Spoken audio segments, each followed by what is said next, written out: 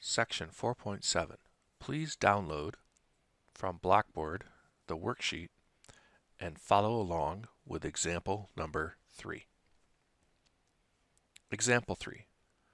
Find the point on the curve y equals the root of x that is closest to the point 3, 0. Let's take a look at the picture. So what I've done is graphed the red line, which is y is equal to the square root of x.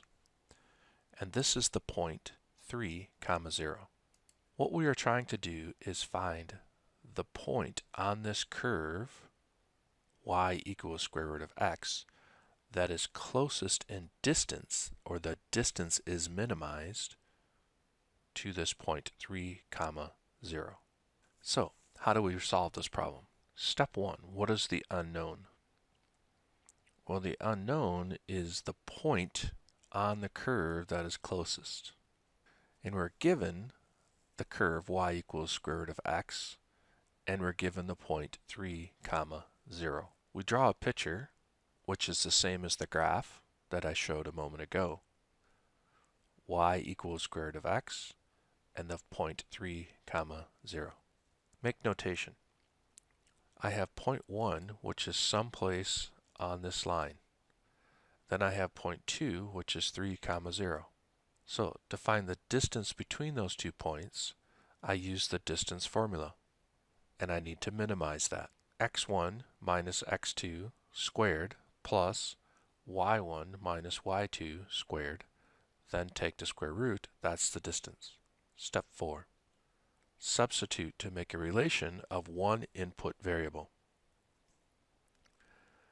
I'm choosing x1 to be my point that is on y equals square root of x. Minus 3, that's the x value of the point. Then I square that. Plus y1.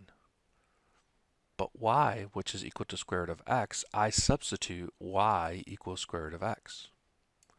Minus the y part of point 2. In this case is 0. Then I square that. Take the square root. Now, step 5. I want to show you a little bit of a shortcut.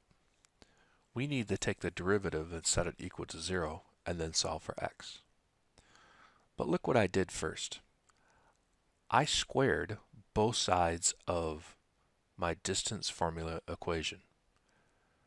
On the right hand side it simplified, so the square root was simplified. On the left hand side I get d squared. I'm going to make that equation equal to k. Then I find the derivative of that function k with respect to x with respect to x. When I do that, I get 2 times x minus 3 times 1 from the chain rule, plus this is x, so the derivative of x is 1. Set that equal to 0. When I solve, I get x is equal to 5 over 2. The other way that I could have done this was to not square both sides first. Then when I take the derivative of that function d with respect to x, I get this by the chain rule situation set equal to 0. Which means that this first term being multiplied is equal to 0, or the second term being multiplied is equal to 0.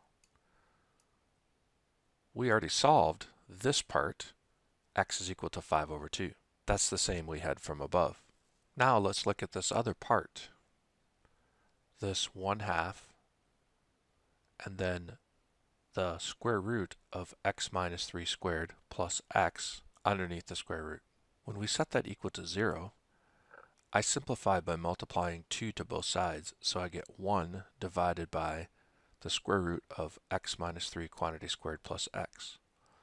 But the problem is this equation has only the possible outcomes from 0, not including 0, up to 2.5. So that means there's no solution to this equation. This is always the case when we're dealing with the distance formula. So because of that, we can save ourselves some time by squaring both sides and then taking the derivative of just the right-hand side. In this particular case, I called that k. The solution to that will always be the same, is if I don't square both sides and I take the derivative of the distance formula without squaring both sides first. So I have found that the minimum distance is at the point when x is equal to 5 over 2. Then I plug that into my function y equals square root of x, and I find y part is equal to the root of 5 over 2. So my point is 5 over 2 square root of 5 over 2. Let's take a look at a picture. This green dot is the point 5 over 2 root 5 over 2. And this point represents the shortest distance from this curve y equals x to the point 3, 0.